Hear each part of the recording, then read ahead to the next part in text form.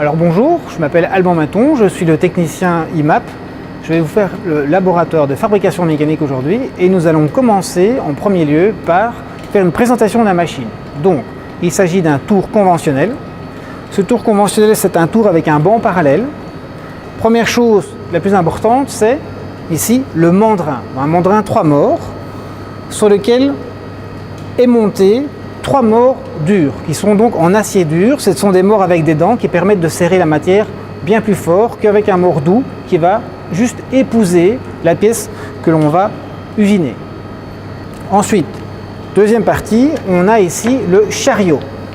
Le chariot qui se déplace sur le banc parallèle.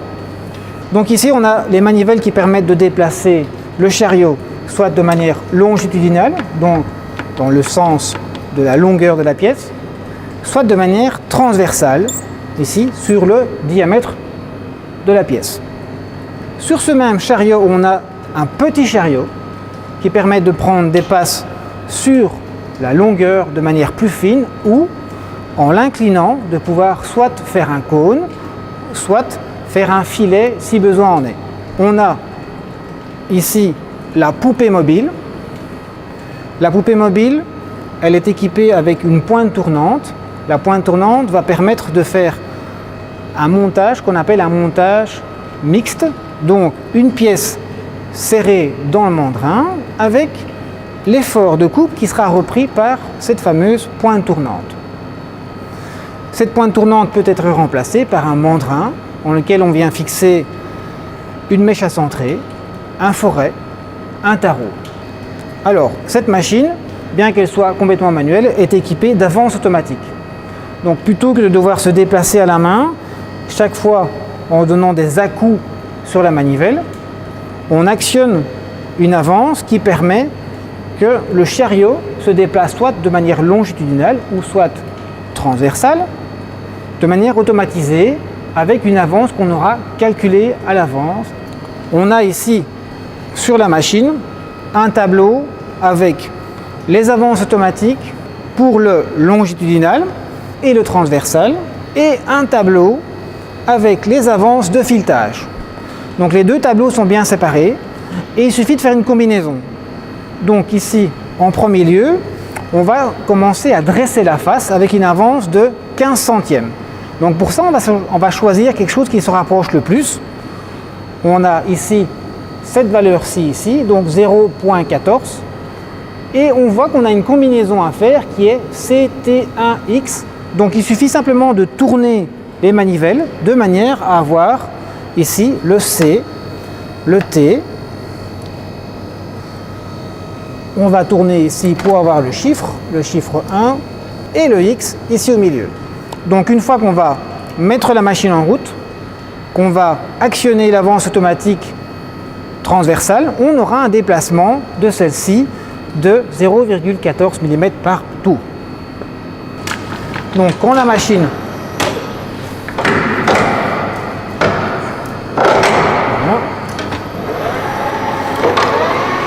tourne, si on veut choisir une avance qui est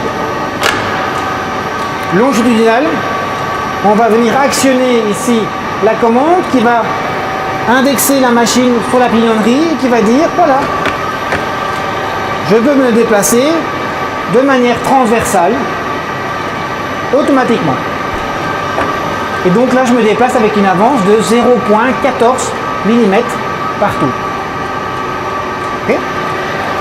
On a la même avance pour le transversal, comme ceci. Et donc on a l'avance maintenant qui se déplace à 0,14 mm par tour.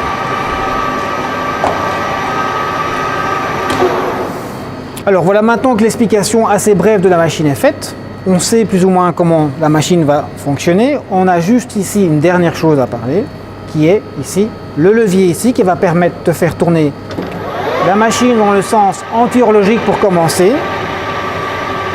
ou horlogique en fonction du type d'outil qu'on aura, tout simplement. Okay. Alors maintenant qu'on a fait le tour, on va utiliser un premier outil. Le premier outil qu'on va utiliser est celui-ci. c'est un outil qui va nous servir à faire l'ébauche et qui va nous permettre de dresser la face aussi. Donc on a un outil avec une plaquette en carbure qui est dédiée à l'aluminium. Elle est complètement lissée. Il y a certaines parties ici des brise-copeaux et la forme de la plaquette qui est incurvée permet de faire un roule-copeau. Donc le copeau va venir se former, va rouler, va venir toucher la forme spécifique de la plaquette. À ce moment-là, le copeau va casser et donc on aura chaque fois des petits copeaux. Lorsque l'on va usiner, ça permettra évidemment par sécurité de ne pas avoir un très long copeau comme une guirlande qui va venir s'accrocher autour et ça pourrait devenir dangereux pour l'opérateur.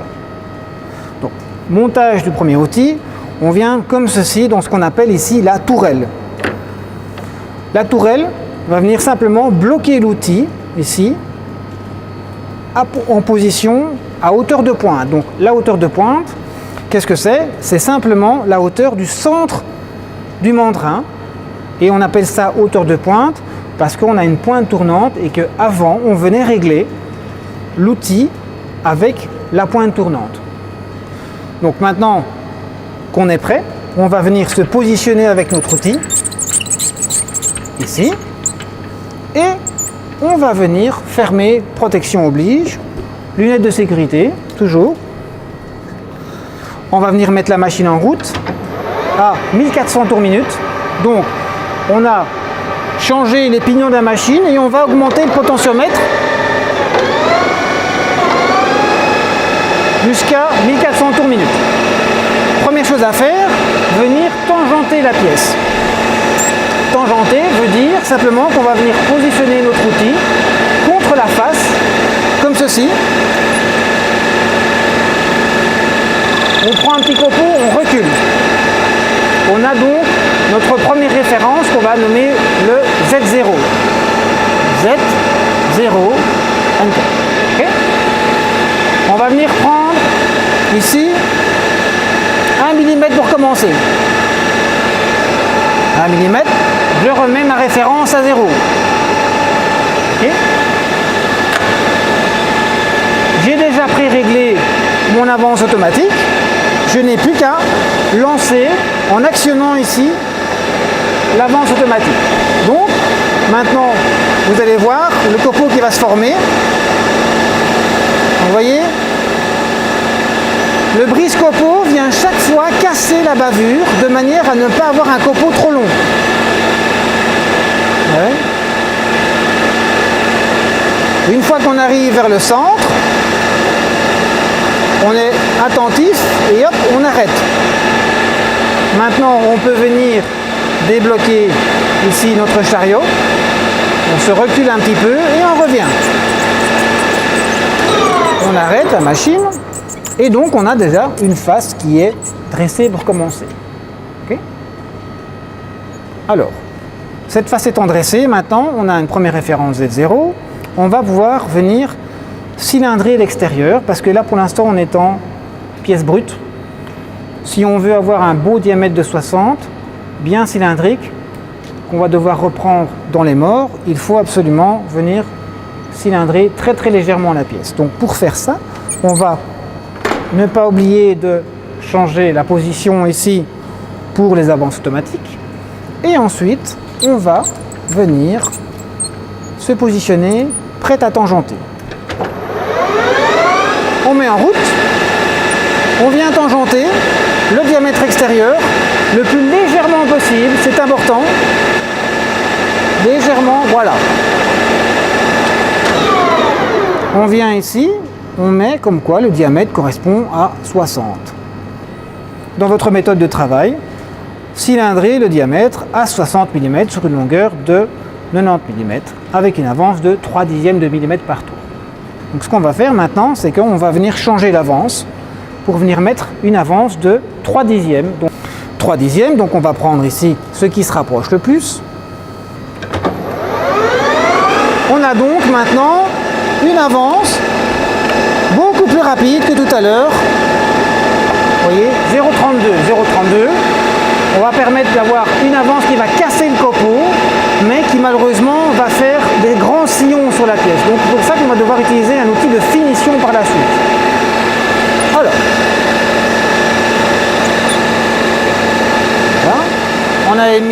60. On va prendre quelques dixièmes. Donc regardez, je prends quelques dixièmes. Ici, voilà, 2 dixièmes maximum. Je me positionne et je lance. Donc, vous voyez, on a un copeau qui est cassé. Et on va aller jusqu'à 90 mm. 91. On revient. Pour l'instant, on peut laisser l'outil frotter contre la pièce, ça ne pose pas de problème. On lève. Et donc, on voit ici maintenant qu'on a commencé à venir cylindrer la pièce. On a quelques sillons ici, mais on voit que la pièce n'est pas parfaitement cylindrée. On a encore du brut ici. Vous voyez ? Donc pour ça, il va falloir reprendre encore un petit peu, mais avant, on va venir mesurer. Donc on prend notre pied à coulisse digital, on se positionne comme on a le plus facile, on vient poser les becs comme ceci et on vient mesurer. Donc actuellement, j'ai un diamètre qui correspond à 60 et 33 centièmes. Donc cette donnée-là, je vais la rentrer dans la machine et je vais bien évidemment vérifier pour être sûr et certain que comme je sers sur une partie, je viens prendre ma mesure sur une partie qui est déjà usinée et une partie qui est non usinée, il faudra vérifier pour être sûr et certain qu'on soit sur le bon diamètre. Donc on avait dit 60,33. On va reprendre une petite passe. Ici, on remet en route. Et on vient se mettre à 75. On relance. Donc, alors, petit détail qui est intéressant à voir. Vous voyez, on a un copeau ici qui est venu se former et qui est venu se coincer entre l'outil et la face. Ça, c'est parce qu'on n'a pas assez de matière. Le fait qu'on n'a pas assez de matière, l'outil ne casse pas assez le copeau et donc vient faire un fil tout autour. Donc si on regarde, on est presque bon partout. Il reste qu'une petite tache ici. Donc si je mesure ici comme ceci, j'ai maintenant, vous voyez, je dois avoir normalement 60 et 15. Eh bien, maintenant j'ai 60, 25. Donc vous voyez, on se rapproche, on se repositionne à 60,15. Voilà. Et on va changer la cote pour 60,25. On remet en route. Et on vient se positionner à 60 mm.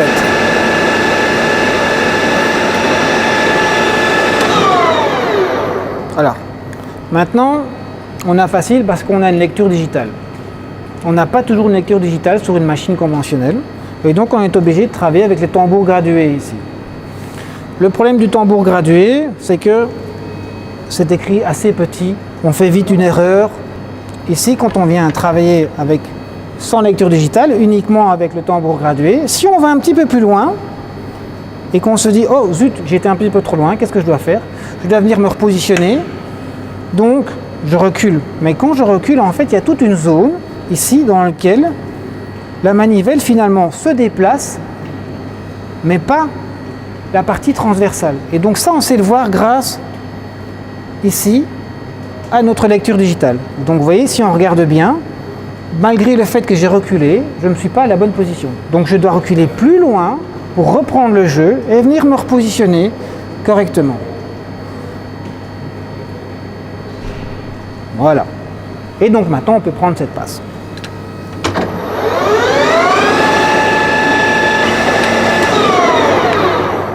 Et on peut considérer maintenant que ce diamètre-là est à la bonne dimension. Donc on remesure évidemment.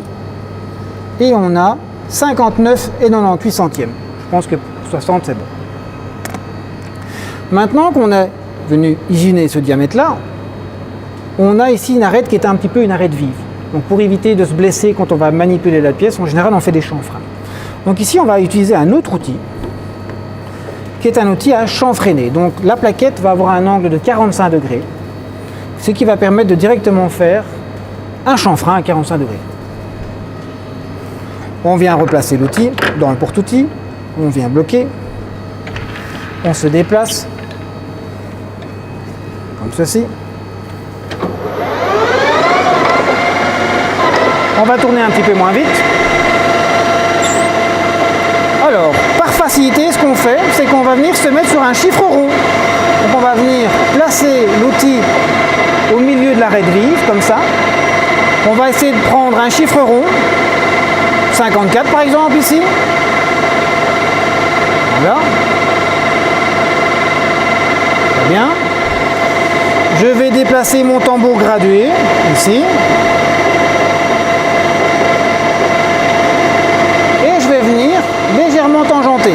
Dès que je touche, ici, je fais un très léger copeau. Et maintenant, je peux venir rentrer de 1 mm dedans.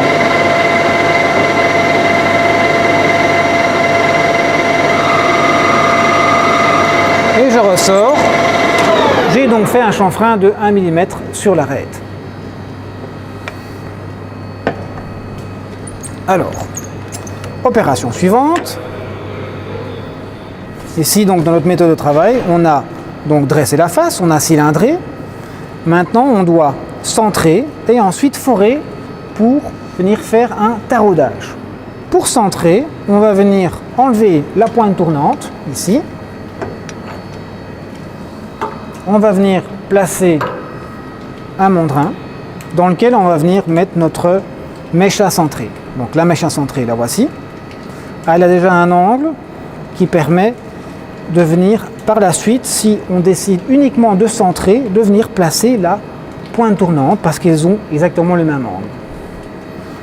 On vient la placer dans la poupée, donc je rappelle la poupée.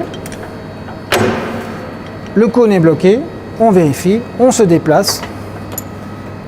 Le centrage, 1400 tours. 1400 tours.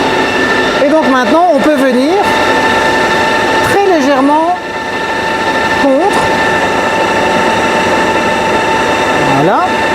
On vient déplacer le tambour gradué qui se trouve ici, de manière à venir y mettre le 0. Voilà. Et on va rentrer de 3 mm dans la pièce. Voilà. Alors, en rentrant de 3 mm dans la pièce, on a déjà un très beau centre pour venir engager la mèche.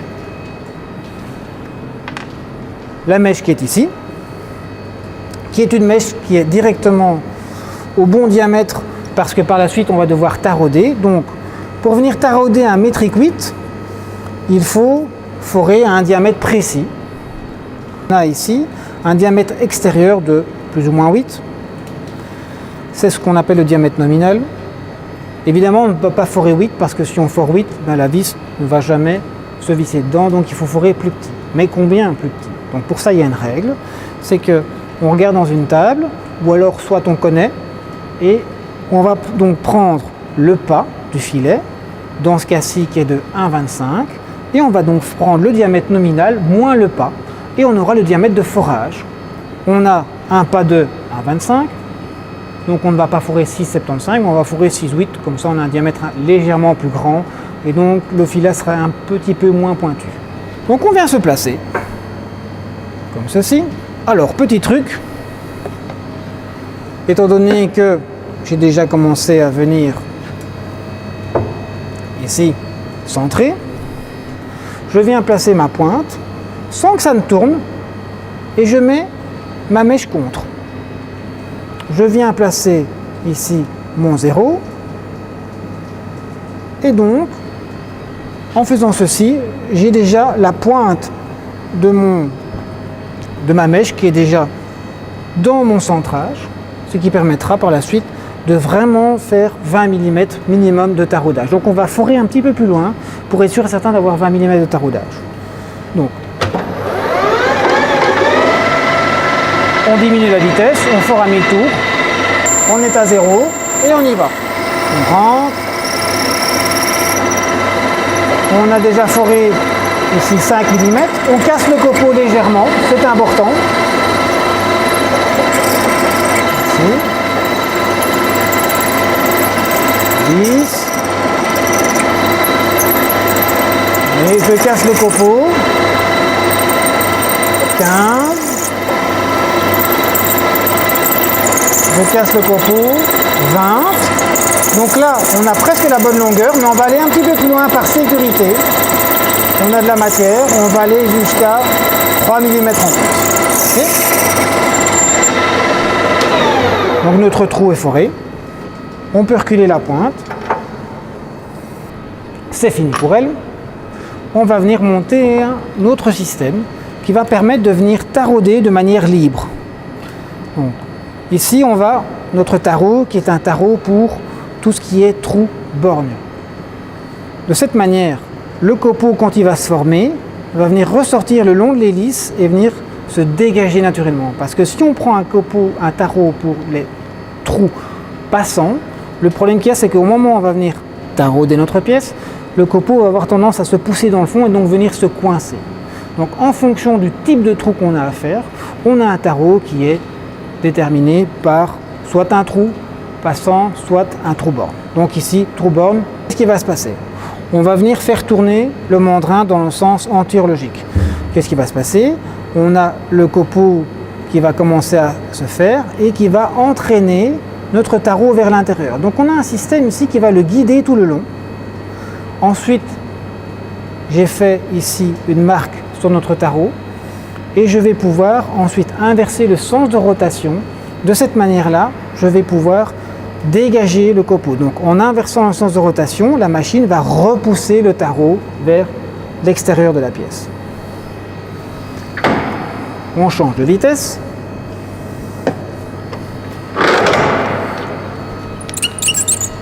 Je vais me placer.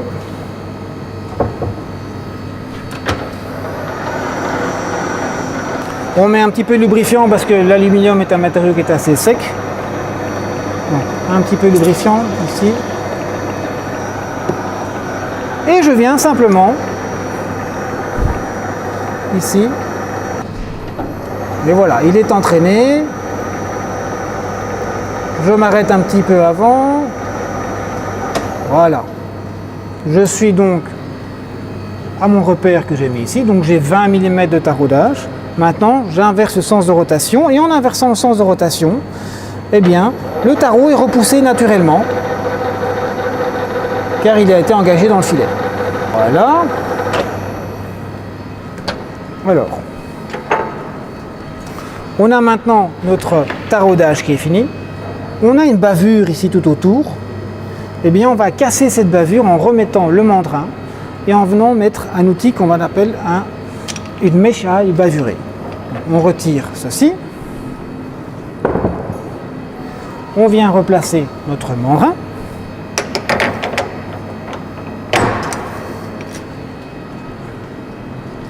On vient donc mettre une mèche à ébavurer.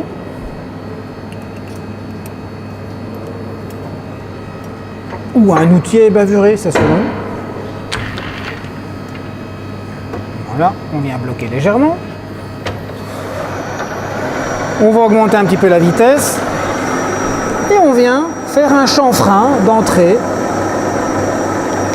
Juste histoire de casser le copeau. Voilà. Donc voilà, la première partie de notre pièce est finie. On a donc dressé la face. On est venu cylindrer à un diamètre de 60. On est venu faire un chanfrein de 1 mm pour casser l'arête, pour éviter donc, quand on manipule la pièce, de se blesser. On est venu centrer. On est venu forer à un diamètre déterminé qui était de 6,8 sur une longueur de plus de 20 mm. Et ensuite, on a taraudé avec un tarot trou borne de métrique 8 de manière à venir mettre une vis de 8. Donc une vis industrielle comme ici. Voilà. On vient la mettre dedans et donc on est venu faire un taraudage dans notre pièce. Donc maintenant la seconde partie ici de la pièce va être de démonter les mordures. Donc si on regarde ici, les mordures font une légère marque. On voit les dents qui sont ici. Donc pour éviter d'avoir des marques sur notre face qu'on vient de cylindrer, eh bien, on va changer les morts pour des morts doux. Simplement parce que ce sont des morts en acier doux qu'on sait facilement usiner au diamètre que l'on désire. Donc ici, ces morts ont été alésés à un diamètre de 60, de manière à donc ne pas faire une marque sur la pièce et faire en sorte que la pièce tourne de manière concentrique. Donc les morts doux, les voilà. Ils ont plusieurs étages. On a une partie diamètre 50, une partie diamètre 60 et une autre partie pour serrer une pièce beaucoup plus fine ici. Alors, pour démonter, on met la marque du mandrin ici au-dessus. Comme ça, on a le numéro 1, le numéro 2 et le numéro 3. Parce que comme c'est un filet sur la face, il faut respecter chaque fois l'entrée du filet. Ici, là et là. Okay, donc pour l'instant, on démonte. Voilà, le 3 est déjà là. Et maintenant, on peut retirer le 1. On n'a donc plus qu'à placer nos nouveaux morts, qui sont des morts doux, je le rappelle. Alors, ces morts ont un numéro, forcément. On a le 1, 2 et le 3, ici. Donc, si on regarde, le 1, 2 et 3 ont une progressivité dans la dent. On a donc, ici, le mort numéro 1, le mort numéro 2 et le mort numéro 3. Attends, il faut le placer correctement. Donc 1, 2, 3. Alors évidemment, si je ne place pas les morts correctement, eh bien la pièce ne va absolument pas être concentrique, elle va être complètement désaxée. Donc voilà pourquoi il faut absolument respecter l'ordre des morts. On va tourner maintenant dans le sens horlogique. Et donc on voit ici, à l'entrée, le début d'une dent. Donc je rappelle que c'est un filet sur la face. Donc qu'est-ce qu'on fait? Une fois que la dent est là, on recule légèrement. On vient placer notre premier mort dans le numéro 1. Ensuite, on tourne dans le sens horlogique et on va aller regarder en bas au numéro 2. Quand est-ce que la dent va apparaître? La dent apparaît maintenant, donc on recule très très légèrement. On vient placer le mort numéro 2 vers le bas. On le maintient évidemment vers le haut. Et on tourne toujours dans le sens horlogique et on va aller regarder au niveau du 3, dès que la dent approche, donc on vient de voir là, on recule légèrement et on vient placer notre mort numéro 3 et on continue de visser. Alors, si les morts sont bien mis, au moment où on aura serré toute la longueur du mort, ils doivent être tous à la même hauteur que le diamètre. S'il y en a un qui est légèrement décalé, ça veut dire qu'on a mal fait notre travail. Donc on visse. Voilà. On peut regarder donc ici, on voit que tout le mort numéro 1 est enfoncé, tout le mort numéro 2 aussi, et tout le mort numéro 3. Et il n'y a pas de décalage ici, donc on est sûr et certain que nos morts sont bien mis. Ok, donc maintenant, on reprend notre pièce qu'on a tournée et on vient la positionner dans le diamètre de 60. Donc, évidemment, comme c'est une matière, comme l'aluminium est une matière assez fragile, dans laquelle on fait vite des griffes, vite des coups, c'est une matière beaucoup plus ductile que l'acier, donc qu'est-ce qu'on va faire? On va venir le placer légèrement, comme ceci, sans trop le serrer, et puis après on va le pousser jusque contre la face. Une fois que la pièce est contre la face, je tourne très très légèrement et je viens serrer. Voilà. Je serre mon premier mort, je serre mon deuxième mort et mon troisième mort pour être sûr. Alors, on est sûr et certain maintenant que la pièce est bien tenue. Si je fais tourner, alors évidemment il ne faut pas regarder de ce côté-ci parce que forcément, comme la pièce est brute, elle voile. Mais si on regarde de ce côté-ci, on voit que la pièce tourne parfaitement concentrique. Alors, les morts ont été faits de manière à ce qu'on sache placer le pied à coulisse pour venir mesurer la longueur. Vous voyez ? Donc là, on voit en brut, on a 153,75. La pièce finie doit faire 150 mm, donc on a 3,75 mm à retirer sur la face.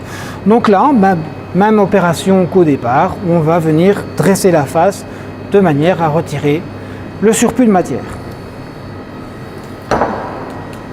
Donc on vient placer notre outil qu'on a utilisé en premier, donc l'outil A d'ébauche pour dresser la face. On va s'approcher. 1400 tours. Donc pour dresser la face, on vient simplement positionner encore une fois l'outil contre la face. On recule l'outil. On vient sur notre Z et on met 0 pour commencer. Okay. On sait qu'on doit prendre 3,75. Et je peux travailler à la main, ça ne change rien, mais l'état de surface va s'en faire ressentir. Tu vas avoir un état de surface qui va être très abîmé. Finalement, ce n'est pas le but. Mais ici, on est en ébauche, donc pour l'instant, ça n'a pas d'importance parce que la pièce n'est pas encore peut-être finie. Okay, donc, on va travailler avec l'avance, on vérifie. Donc, là tout à l'heure, j'avais mis une avance de 3 dixièmes. Je vais vous montrer une avance de 3 dixièmes pour dresser la face à la vitesse que ça va par rapport à ce qu'on a fait tout à l'heure en premier lieu, qui était avoir une avance de 0,15. Donc on reprend un millimètre. Et regardez, 3 dixièmes d'avance sur une face dans l'aluminium, ce que ça fait. Vous voyez, donc on a un copeau qui vole beaucoup plus loin, mais on a un copeau qui casse beaucoup mieux. Vous voyez ? Donc, sur une machine conventionnelle, on va avoir tendance à travailler avec une avance plus petite, 0,15 comme au départ. Parce que si on travaille avec une avance de 3 dixièmes, on a des copeaux qui volent partout. Une machine conventionnelle, comme elle n'est pas fermée, eh bien par la suite ça fait beaucoup de nettoyage. Ça risque d'envoyer des copeaux qui sont chauds sur les autres tourneurs qui sont dans le coin. Donc on va plutôt réserver les grandes vitesses d'avance à des machines complètement fermées, comme des machines à commande numérique. Mais vous voyez bien que ça fonctionne très bien, on a un très bel état de surface malgré tout. Ok, donc. Maintenant je vais reprendre encore 5 dixièmes. On peut arrêter, on sort notre outil et on vient mesurer. Donc là on a mesuré qu'on avait 151 et 25 centièmes, donc on va venir mettre Z 151,25. On met en route.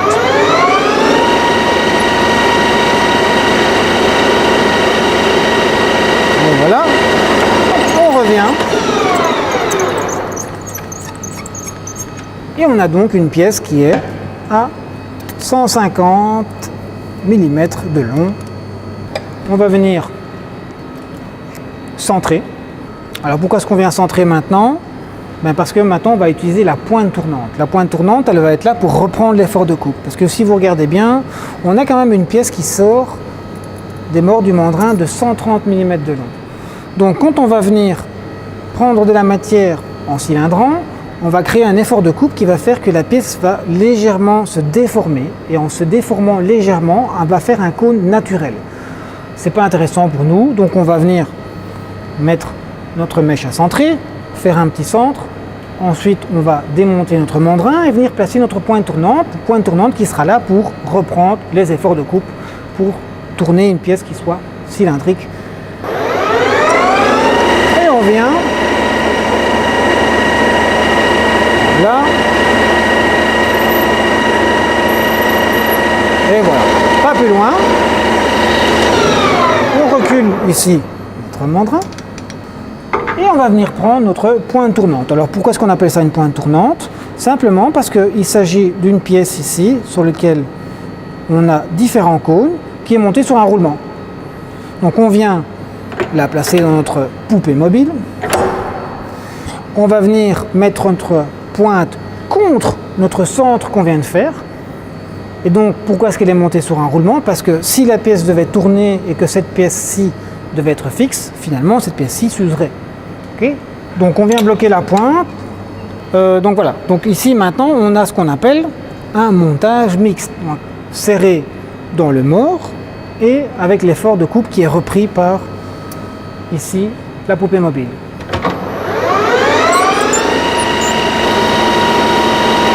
Bien. Pas besoin d'aller plus loin. J'arrête. Je viens prendre mon pied à coulisse et je viens mesurer. Vous voyez, ça a légèrement bougé, on a 59,91. Quand on va venir se repositionner à 60, on va venir mettre 59,91. Donc je regarde ma lecture digitale, je me repositionne à 60, voilà, et je modifie pour 59,91. Ok, comme ça on travaillerait de manière la plus juste possible. On doit refixer la pièce, on l'a mis à longueur, ça c'est bon. On a fait notre centrage, maintenant on doit cylindrer un diamètre de 24 sur 60 mm de long. Ce que je vous propose, c'est de venir mettre la machine en route, de venir faire un repère à 60 mm, comme ceci. Voilà, 60. Je viens sur la pièce, je fais une petite marque et je prends 5 mm comme première passe. Alors vous allez voir 5 mm à quoi ça correspond. Okay. Donc vous voyez, 5 mm, ça nous fait quand même un beau gros copeau. Voilà pourquoi il faut avoir des protections.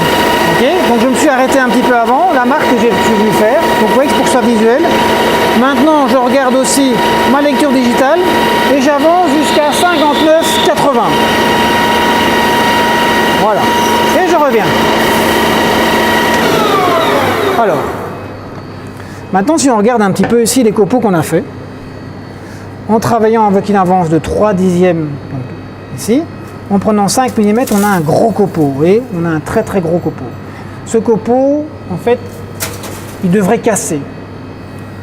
Alors, ce qu'on va faire, c'est que on va simplement diminuer la profondeur de passe. On va passer à 4 mm de profondeur de passe. Comme ça, on aura un meilleur état de surface et on aura surtout un copeau qui va casser. Okay. Donc là, on avait pris 5 mm, vous avez vu. Hein. On remet en route. Et on va prendre 4 mm, donc on va s'arrêter à 51. Vous voyez, on a un copeau qui casse parfaitement. Aucun risque pour l'opérateur, vraiment super.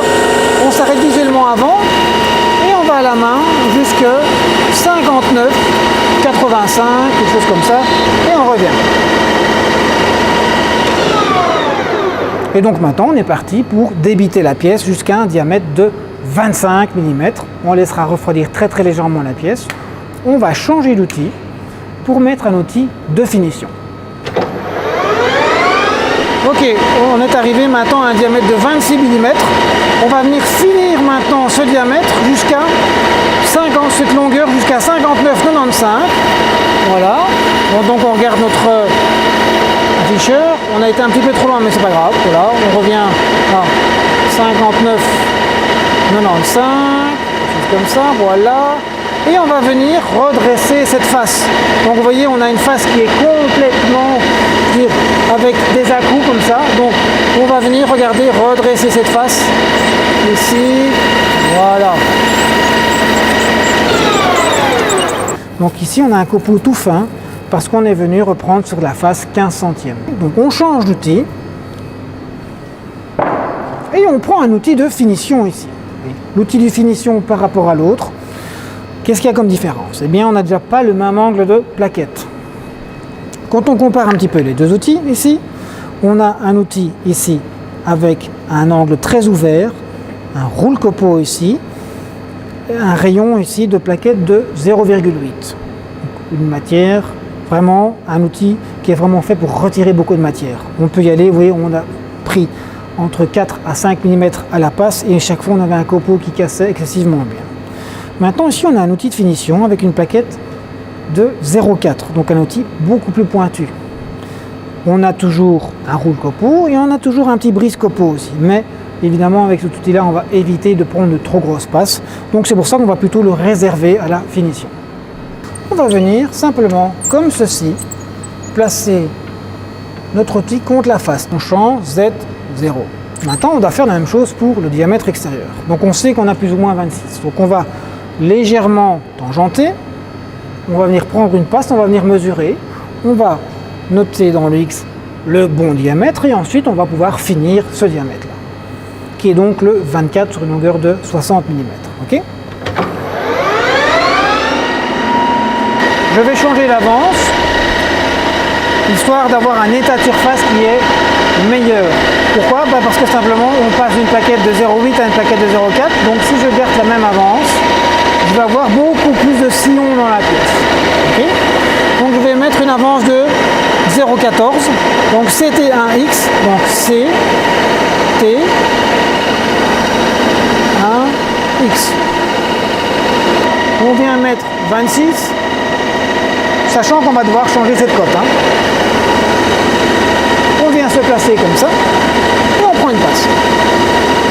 On ne va pas aller jusqu'au 60, on va s'arrêter un petit peu avant.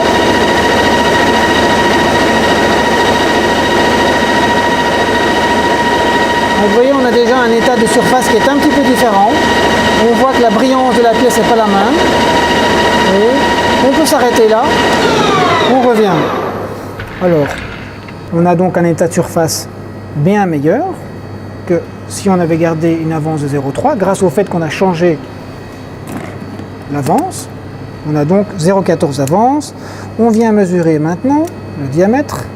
Alors, on a un diamètre de 25,80. Okay. On vient donc modifier 25,80. Okay. Alors, on remet en route.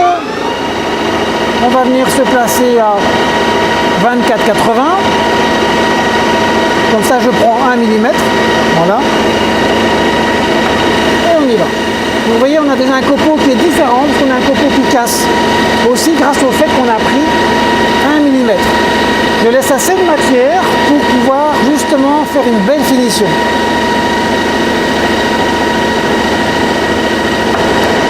Je me suis arrêté un petit peu avant. Vous voyez, on est à 58,47. On n'a pas besoin d'aller jusqu'à 60 pour l'instant. On peut revenir comme ceci. Toujours vérifier. On a donc au pied à coulisse 24,79 comme ce qui est indiqué là. Okay. Donc comme on a une tolérance sur notre pièce de 5 centièmes, ça va être assez facile finalement de mettre la pièce à un bon diamètre. On remet en route. Donc, vous voyez, on a encore un beau copeau, un copeau qui casse. Si j'avais pris moins que 8 dixièmes, genre 5 dixièmes, eh bien on aurait eu un copeau beaucoup plus long, infime, ça aurait pu être embêtant. Donc on s'arrête avant évidemment, on va à la main jusque 60.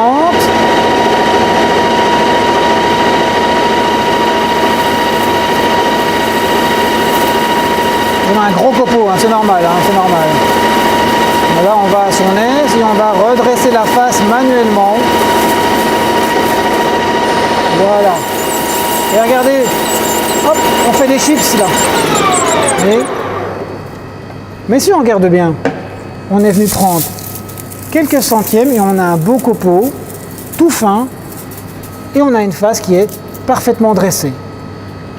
Donc maintenant, si on a un emboîtement, qu'on doit venir mettre une pièce qui a un alésage de 24 et quelques centièmes en plus évidemment, on va venir pouvoir le coulisser et on aura ici un bel angle de 90 degrés, donc les pièces seront parfaitement jointes.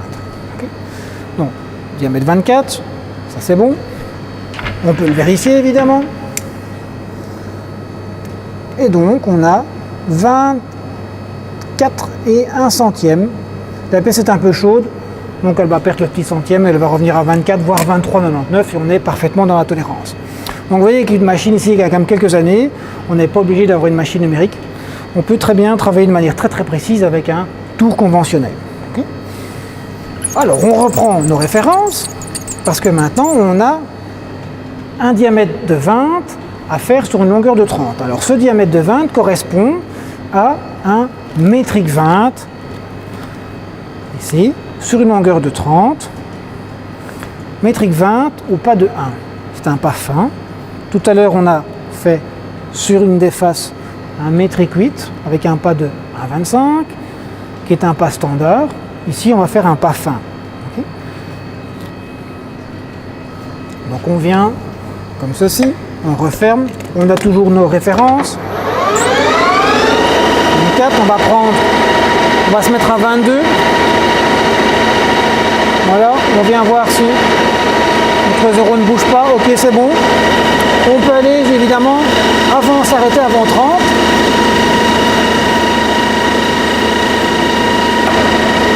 Oui, moi je préfère aller à la main, tranquille, pour la première passe.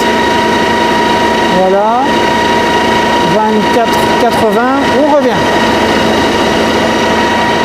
On va se mettre à la bonne profondeur, c'est-à-dire au diamètre de 20 mm. Donc vous voyez, on prend 2 mm sans aucun souci. On aura toujours un bel état de surface. Quoique dans ce cas-ci, l'état de surface, ça ne sert plus à rien. Parce qu'on va devoir faire un filet sur cet état de surface. Donc on n'aura jamais que des pointes. Okay. Voilà.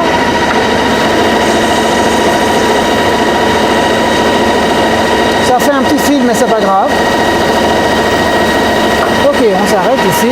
On va jusqu'à 29, 30. Et on ressort. Et donc maintenant, en 2 passes, on est venu finir ce diamètre ici. Donc, alors je me permets de faire ça avec des copeaux d'aluminium. En général, quand on travaille avec un copeau en acier ou en inox, on ne touche pas avec ses mains, on utilise la pince. Okay.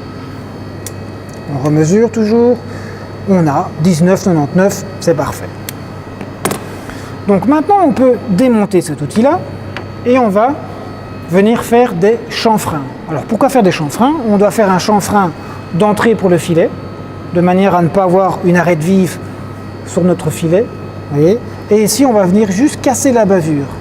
Alors casser la bavure, ça va être un petit chanfrein de 1/10. Ça va être visuel essentiellement. Donc on reprend notre premier outil qu'on avait utilisé tout à l'heure, qui était l'outil avec une plaquette à 45 degrés. On vient, on le replace, on diminue. Voilà. Pas besoin d'aller trop vite. Et alors ça c'est entièrement visuel. Donc on va venir placer la pointe de l'outil comme ceci, légèrement. Presque comme si on voulait toucher le diamètre qu'on venait de tourner. Et on va se déplacer avec, ici, le chariot longitudinal. Et on vient légèrement casser. Alors, le but, évidemment, n'est pas de faire un gros chanfrein, parce que c'est pas ça qu'on nous demande. On nous demande simplement de casser la bavure. Donc, c'est souvent le tourneur qui décide s'il fait 1 ou 2/10. Donc, c'est à l'œil, évidemment. Okay, mais pour celui-ci, évidemment, on doit faire autrement. Donc ce qu'on fait, c'est qu'on se met toujours un chiffre rond. Voilà, on va se mettre sur 15 par exemple, voilà. Je vais venir déplacer ici le transversal, le longitudinal, pardon. J'ai un très très léger copeau. Donc maintenant mon outil est contre l'arête que l'on vient d'usiner. Et on peut rentrer de 1,5 mm dedans. Vous voyez ? 14, 1 mm, je vais donc jusqu'à 13,5, sans... Yep, je ressors directement sans laisser l'outil frotter contre la face. Voilà. On a donc ici une bavure qui est enlevée grâce au fait qu'on a cassé la bavure et on a fait un chanfrein d'entrée pour notre filet de 1,5 mm. Autre opération, la sortie de filet. Donc on va faire une sortie de filet avec un outil à gorge à rayon, ici. Alors, à quoi va servir la sortie de filet? Comme son nom l'indique, ça va être une sortie pour que l'outil puisse être dans le vide et qu'on puisse venir casser la spire. Donc on va avoir une spire à l'entrée. Donc quand on va faire le filet, on va venir faire un sillon, donc il va faire une spire. Et puis cette spire, finalement, il faut la casser de manière à pouvoir fileter notre écrou jusqu'au bout sans qu'il ne soit arrêté par la fin de la spire. Bon, on vient se placer, Z0, je ressors mon outil, je me déplace jusqu'à 30 mm, on diminue la vitesse et on va venir ici tangenter, on touche le diamètre. On se remet en X et on fait diamètre feinte. On a une sortie de filet qui doit aller jusqu'à un diamètre de 18 mm, donc on va jusqu'à 18 mm et on ressort tout simplement. On ne traîne pas. Donc on fait ça manuellement, pas besoin d'utiliser l'avance. Vous voyez, 18, on s'approche et hop, on ressort. On a une belle sortie de filet qui a été faite avec un rayon de 2. L'opération la plus délicate qu'on va faire maintenant, ça va être de faire le filet. On va venir utiliser un outil à fileter. avec un angle de 60 degrés. Pourquoi? Parce que je rappelle qu'on fait un filet métrique 20, donc on a un angle de 60 degrés, avec un pas de 1 mm. Donc, chose à ne pas oublier, c'est d'aller modifier ici la pignonnerie de la machine de manière à venir mettre un pas de 1 mm. Donc ici, on avait sur le premier tableau tout ce qui était avance de chariotage, cilindrage. On a un deuxième tableau ici pour tout ce qui est avance de filetage. Donc je rappelle qu'une avance de filetage, elle ne se donne pas avec cette manivelle-ci ici qui commande l'avance automatique de chariotage ou de cilindrage, mais en venant enclencher directement la pignonnerie sur la vis mère. La vis mère, c'est la vis qui est directement mise en contact avec la pignonnerie de la machine. Et donc on vient placer pour commencer notre outil. On vient regarder un pas de 1 mm ici, on le trouve là, donc 1.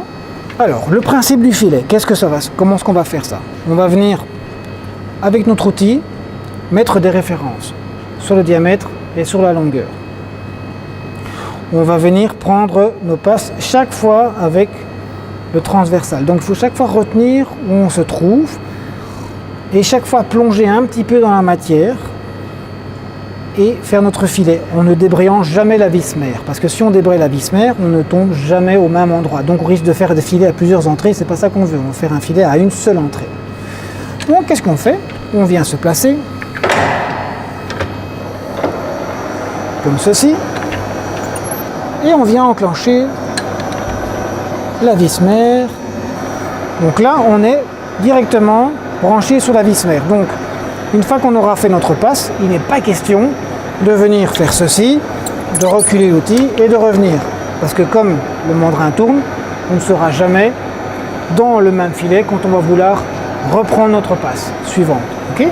Donc, alors, la difficulté de faire un filet ici sur ce genre de machine, sans débrayer, c'est que, arrivé dans la sortie de filet, il faut dégager l'outil et inverser le sens de rotation de manière à ce que simplement l'outil revienne à sa position.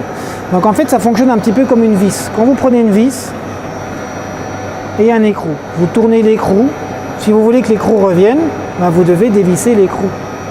Et bien en fait, quand on vient engrainer la vis mère ici, c'est ce qu'on fait. On vient mettre un écrou sur une vis et on va visser dans un sens, mais si on veut retourner à notre point de départ, on ne peut pas démonter notre écrou et venir le remettre à l'entrée. Donc ce qu'il faut faire, c'est simplement inverser le sens de rotation.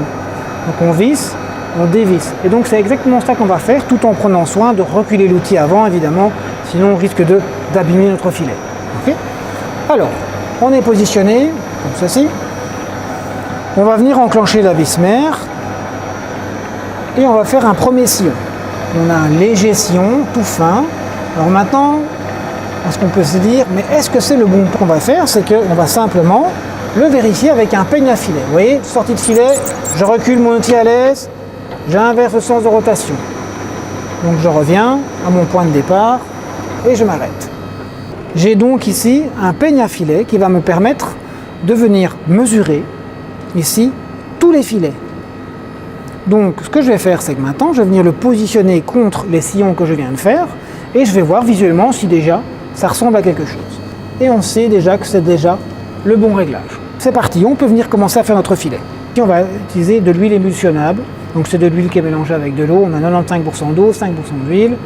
Ça va permettre de lubrifier légèrement la pièce pendant qu'on filtre pour éviter surtout que le copeau ne vienne se coller contre la plaquette, tout simplement. Et on va prendre des passes de 2/10. Et on lance. Donc on voit qu'on commence à faire un copeau. On va donc détourner et inverser le sens de rotation. Donc, ici, il faut vraiment faire attention de reculer son outil relativement rapidement parce qu'il y a une certaine inertie.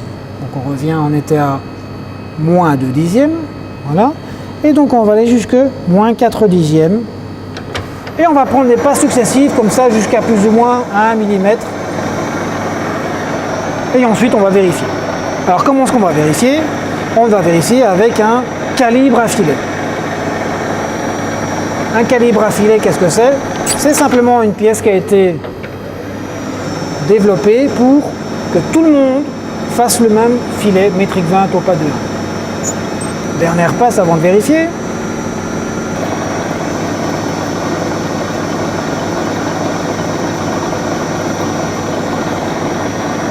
Ça commence à être pas mal. Ok, je ressors. Donc on va utiliser notre calibre. Donc on a un calibre de métrique 20 ou pas de 1. Donc il commence légèrement à se visser dessus, mais on doit encore prendre de la matière. On approche, on doit être très très bon. On sort notre outil, on revient à notre point de départ et on va faire ce qu'on appelle une passe à vide. Alors qu'est-ce que c'est une passe à vide? C'est simplement repasser l'outil à la dernière profondeur qu'on a pris. Ça va permettre de venir nettoyer le filet.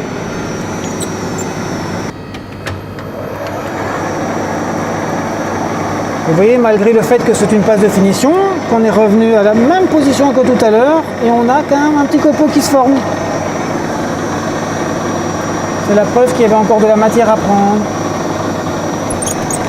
Voilà, on recule, on se positionne et regardez. Et voilà. On se visse complètement jusqu'au bout. Alors seconde partie maintenant, c'est la fabrication du cône. Donc comment est-ce qu'on va faire le cône? Donc si on regarde bien, on a les déplacements ici qui sont des déplacements longitudinaux, transversales, mais ici on doit faire un cône. On ne sait pas faire les deux mouvements en même temps. Donc pour ça, on va venir incliner le petit chariot à 30 degrés. On a ici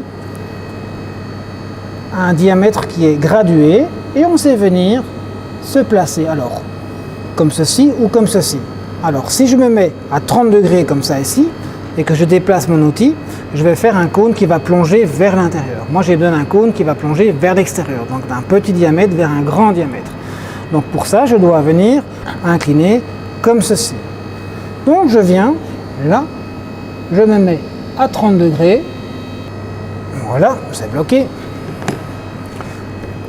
On va venir placer notre outil ici pour faire le dressage de face et faire les bauches parce qu'on a une bonne grosse plaquette avec un rayon de 0,8, ça va permettre vraiment de casser correctement le copeau pour travailler à la main. Okay, donc on vient le placer simplement comme ça ici. Alors idéalement on vient contre une face.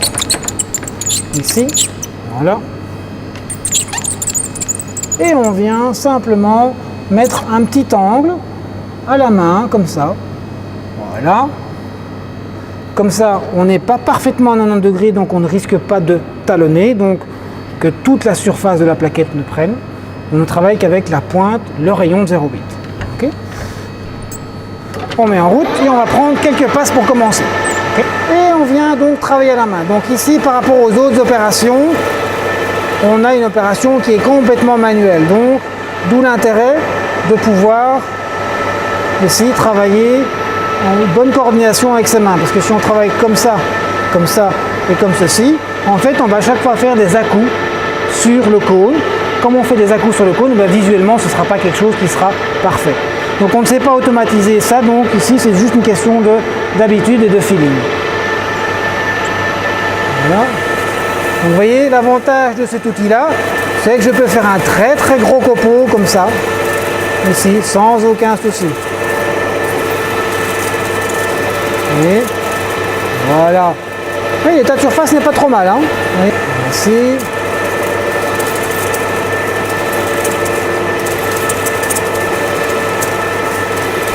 Je vais pouvoir augmenter un petit peu la vitesse.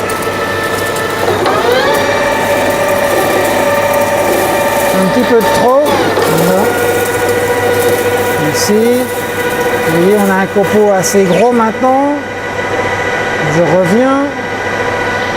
Et vous voyez, le cône est occupé de se faire doucement. Alors, on évite de prendre les copeaux à ce stade-ci avec sa main. Et donc vous voyez que la profondeur de passe pour l'instant diminue. Hein. Je ne prends plus des passes de 5 mm, je prends des passes beaucoup plus petites parce que j'arrive à mon diamètre de 24. Je retire le copeau. Voilà. Dernière passe. On essaye d'être le plus régulier possible. Voilà. On arrive doucement vers la fin. Et donc, on peut considérer que notre pièce est finie. On a donc tourné, dressé, on a foré, on est venu faire un filet, on est venu faire un chanfreinage, on est venu faire une gorge à rayon et on est venu faire un cône, tout ça sur une machine conventionnelle. La dernière partie du labo pour finir notre pièce, ça va être de venir fraiser 4 plats et 2 rainures.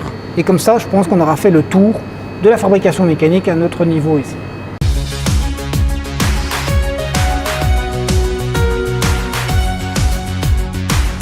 Seconde partie du labo. Donc maintenant, on va faire la partie fraisage. Donc sur cette pièce, qu'est-ce qu'on doit faire? On doit faire 4 plats et 2 rainures calibrées à une largeur de 12 mm sur 4 mm de profondeur.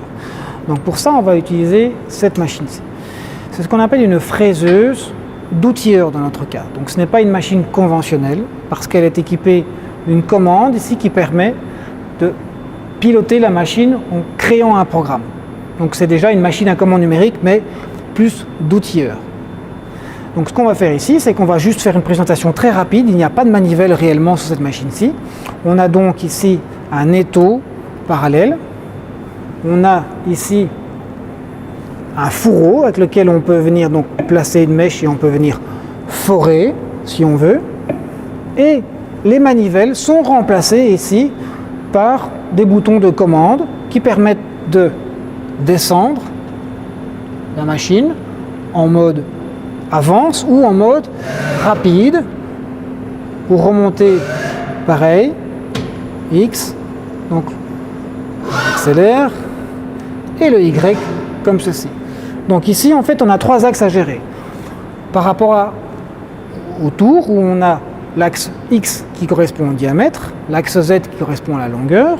Ici, le X sera la longueur, le Y sera le transversal, et le Z sera la profondeur de la pièce. Donc ici, on travaille avec une pièce en fait en 3D.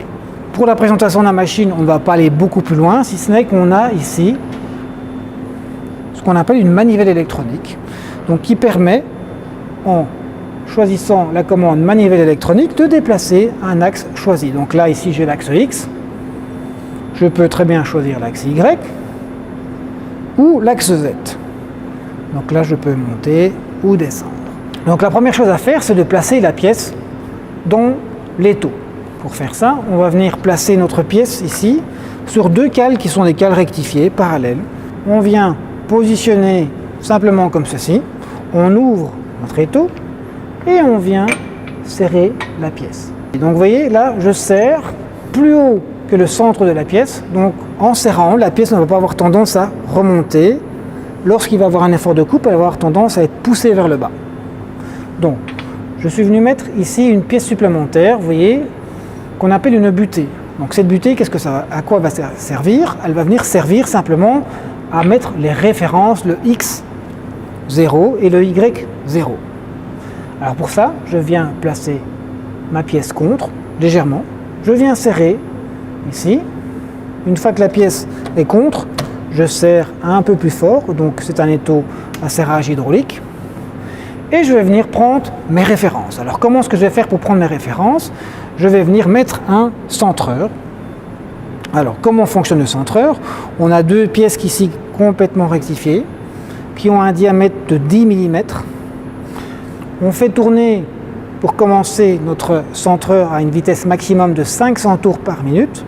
Et au fur et à mesure que je vais me rapprocher de la référence que je veux trouver, la partie du bas qui est mobile va commencer à tourner de manière plus en plus concentrique, jusqu'à un moment où elle tournera concentrique à l'œil. On continue à déplacer, toujours, très doucement, notre axe qu'on veut déterminer, jusqu'au moment où il y a un désaxage. Donc il y aura une erreur de quelques centièmes, voire quelques microns. Et donc, grâce à ça, on pourra déterminer que la position du centre de l'outil, grâce à notre diamètre ici, dans ce cas-ci, comme c'est un diamètre de 10, eh bien, que la position du centre sera de Y plus 5, moins 5, X plus 5, moins 5, en fonction de l'axe qu'on veut venir tangenter. Donc, on vient mettre simplement notre centreur, pour l'instant, comme ceci, dans notre mandrin. On se place là, comme ça. Et on va venir faire le X pour commencer. Et je vais venir mettre en manuel ici une vitesse de 500 tours par minute. Donc j'ai la commande S, 500. Donc là on a notre centreur qui est légèrement décalé, comme vous pouvez le voir. Vous voyez, il est légèrement décalé. On vient juste se déplacer tout doucement. Ici, voilà, vous voyez. Donc là, à l'œil, il tourne plutôt pas mal. Mais il faut aller plus loin que ça, il faut aller jusqu'au moment où le centreur va se désaxer. Donc, vous allez voir, ça va être assez subtil, il va juste se déplacer un tout petit peu. On voit qu'il est légèrement décalé. Donc si on regarde, ici maintenant, la position du centre du mandrin, de l'axe, se trouve à, par rapport à la face de référence, à x moins 5 mm, étant donné qu'on a un diamètre de 10. Donc on vient ici sur la machine et on fait x moins 5 enter. Okay. Donc on a déjà déterminé la position en x. Même opération pour le y. Voilà. Il commence à toucher, il commence à se centrer, c'est pas mal. Et à un moment, il va se désaxer. Voilà. Il se désaxe. Notre position d'axe, le centre de notre axe, par rapport à la face qu'on vient de toucher ici, est à y-5. Donc ici, il y a une commande qui est assez intéressante sur une machine qui est de ce type-ci, donc commande numérique d'outilleur. Plutôt que de devoir se déplacer à la main pour les deux axes, on peut venir simplement programmer un petit déplacement. Donc on va venir employer la fonction ligne. Pourquoi ligne? Parce qu'on doit se déplacer le long d'un axe. Donc on va dire qu'on va aller à x0, y0, enter une fois. Donc là, on nous demande correction de rayon ou pas. On ne travaille pas avec une correction de rayon, on travaille au centre, en vitesse maximum. Et si maintenant j'appuie sur cette touche-ci, qui est la touche de fonction de la machine, je me déplace à x0, y0. Donc là, le centre de l'axe ici se trouve pile à l'arête entre le x, y, 0. Okay. Alors, on démonte notre centreur, on n'en aura plus besoin. On va pouvoir commencer à fraiser notre pièce. En tournage, c'est la pièce qui tourne et les outils qui sont fixes, qui se déplacent vers la pièce en mouvement. En fraisage, la pièce ne tourne pas, ne se déplace pas. C'est simplement les outils qui sont des outils tournants. Je démonte mon mandrin et je vais venir mettre ici ma fraise à plaquettes. Donc on a une fraise à surfacer avec 5 plaquettes qui sont mises, vous voyez, sur leur pointe, comme ça, de manière à ce que, si on veut, en plus de surfacer, on peut venir employer cet outil-là pour venir faire un chanfrein tout autour d'une pièce. Donc on vient la positionner, le cône, dans le cône de la machine, et on vient fermer la pince. Donc comment est-ce que ça fonctionne? On a une pince qui vient, comme ceci, sur ce qu'on appelle une tirette. On vient le coincer et on vient coincer le cône mâle dans le cône femelle qui se trouve là. Donc l'outil est bloqué. Et on va venir faire tourner cette fraise à 1250 tours. Et on vient se déplacer juste au-dessus de la pièce comme ça et on va venir tangenter. Donc comme ce qu'on a fait avec le tour, on vient avec le tour, avec la pièce en mouvement, on vient toucher légèrement la pièce pour déterminer une référence, en l'occurrence ici sur l'épaisseur de la pièce, donc sur le Z. Donc là, encore une fois, il faut être très délicat.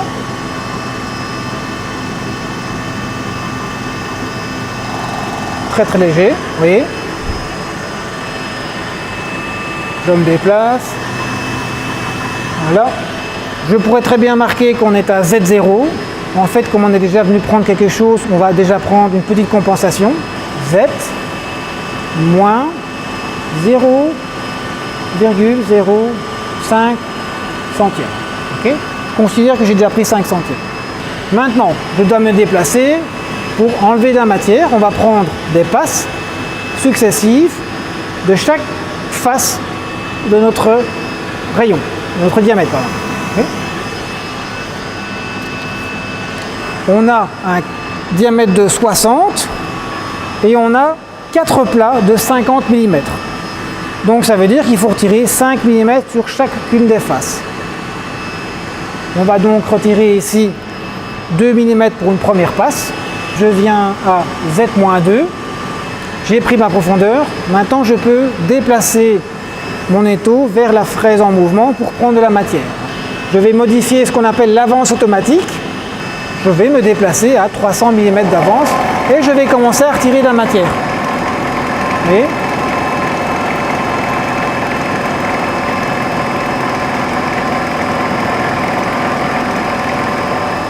voilà. Je reprends encore 2 mm. Ici. Voilà. Je peux prendre le dernier millimètre qui me reste. On arrête et on peut considérer qu'on a notre premier côté qui est usiné. Alors quand on regarde ici l'état de surface, quand on a une bonne vitesse de coupe et une bonne avance, en règle générale, on a un très très bel état de surface. Maintenant, on peut venir remesurer. On a 54,95. Donc ça veut dire qu'il nous reste 4,95 à reprendre de l'autre côté. Comment est-ce que ça fonctionne? Eh bien, on revient ici, on fait Z moins 5,05. Donc 5,05. Donc j'ai déjà pris 5 centièmes en plus. En fait, je compense. On a fait notre premier côté. On a un étau avec un morphix. Donc on va venir prendre cette référence qu'on vient d'usiner et on va venir la positionner contre le morphix. Donc je suis exactement à la même position que tout à l'heure. Je ne vais pas prendre deux passes de 2 mm et une passe de 1 mm. On va directement prendre 4 mm et demi. Vous allez voir, ça ne va rien changer du tout.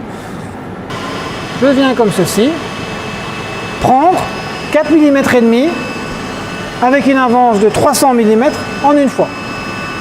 Vous allez voir.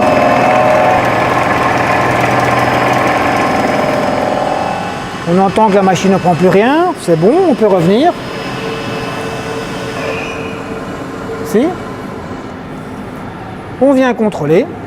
55,50, donc c'est bien le 5 dixième qui me manque ici. Je me repositionne en manivelle électronique sur l'axe Z et je viens reprendre la différence comme ceci.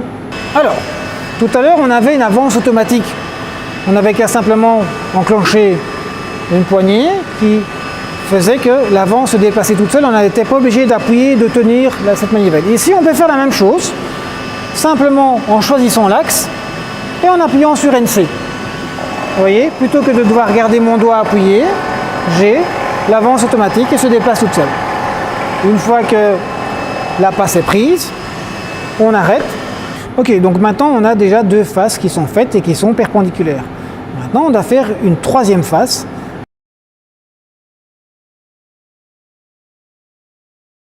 Alors maintenant qu'on a un carré qui est complètement fini, on a un carré de 50 par 50, on va pouvoir changer d'outil et venir mettre une fraise en bout, diamètre 12, pour venir y faire deux rainures au centre de notre pièce. Okay, donc on démontre la fraise, on vient y placer notre fraise en bout, diamètre 12, deux lèvres, avec une lèvre qui va jusqu'au centre.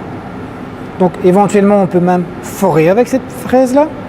On vient la placer dedans, ici. On vient se placer donc, à Y-25 manuellement. Donc on reprend notre manivelle électronique, on se place comme ceci à moins 25, donc d'où l'avantage d'avoir déjà pris nos références tout à l'heure. Hein. Et on va venir utiliser un palpeur pour la hauteur. Donc ici on a un palpeur avec une diode qui va permettre de déterminer la hauteur de la fraise par rapport à la pièce. Dès qu'il va y avoir un contact électrique, la diode va s'allumer. Et regardez, la diode va s'allumer. Donc je peux considérer maintenant que le bout de la fraise par rapport à la surface de la pièce qu'on vient d'usiner se trouve à Z 50 mm. Alors, autre opération, maintenant, le rainurage de la pièce. Ici, on va garder les mêmes vitesses, 1250, 300 mm d'avance. On va juste créer un petit programme pour que ça aille plus rapidement. Ça va aller très très vite, vous allez voir. Positionnement par introduction manuelle. Donc ça veut dire qu'on va pouvoir venir mettre quelques lignes de programmation pour demander à la machine de travailler elle-même sans qu'on ait quelques opérations à faire manuellement. Okay. On va déterminer qu'on a un outil, sa longueur est égale à 0, il a un diamètre, un rayon de 6, voilà, on a défini l'outil. Maintenant on va devoir dire à l'outil où il doit se placer. Donc là pour l'instant on est à Z 2 mm, on doit plonger dans la matière. L, Z, moins 1, Enter, toujours là, on va mettre une avance de 300 mm, on refait une ligne, cette fois-ci, qui va déplacer l'outil dans la matière jusqu'à sortir. Et maintenant, une dernière, presque dernière ligne de programmation, on lui dit d'aller jusqu'à LX, moins 10, avec 300 mm d'avance, et notre rainure est finie. Maintenant, ce qu'il faut dire, c'est qu'on ne peut pas laisser l'outil là. Donc on doit remonter notre outil, et on va aller se placer à LX 90, Z 200. Donc vous voyez, avec 12 petites lignes de programmation qui sont très très simples, chaque fois des lignes et des coordonnées, la machine va exécuter cette partie du programme toute seule. On va travailler bloc par bloc. Donc chaque fois qu'on va devoir appuyer sur le bouton NC ici, la ligne va venir se faire. Qu'est-ce qu'on doit faire ensuite? On doit plonger jusqu'à Z-1. Il plonge jusqu'à Z-1. Voilà. Donc là, il va jusqu'à LX-10. On a donc une profondeur de 4 mm, ici en tout. On peut retourner la pièce, la positionner contre sa butée. Le 0 ne change pas. Et on vient simplement rappuyer ici.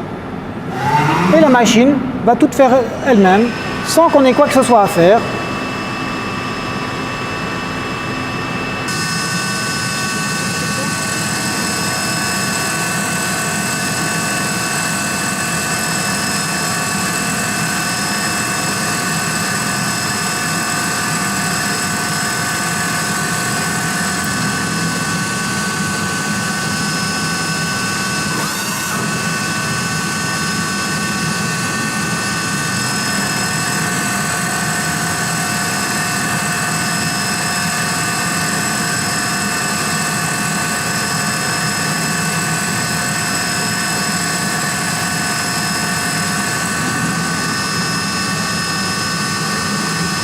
Donc voilà, maintenant on a fait notre deuxième rainure, ça a été tout seul étant donné que le programme avait déjà été fait à l'avance, donc la pièce est finie, elle a été ébavurée et donc voilà, on se retrouve avec une pièce qui est un carré de 50 par 50, deux rainures de 12 de large, 4 de profond, un cône de 30 degrés, un diamètre tolérancé à 24 et un filet métrique 20 au pas de 1, ainsi qu'un taraudage de métrique 8 sur la face et le laboratoire est fini.